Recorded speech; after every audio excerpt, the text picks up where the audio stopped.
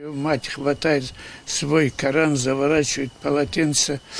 Солдат говорит: жалко, говорит, отец в армии вас высылает. В дверь постучали. Отец встал, открыл дверь. У двери стояло 3 солдат с автоматами в руке.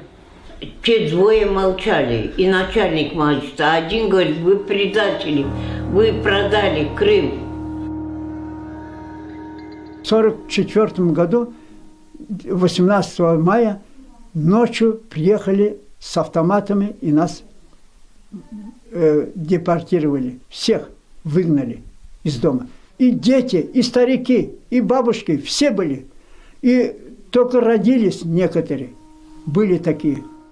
Бахчисарайские станции посадили в вагоны. И так мы шли 18 дней.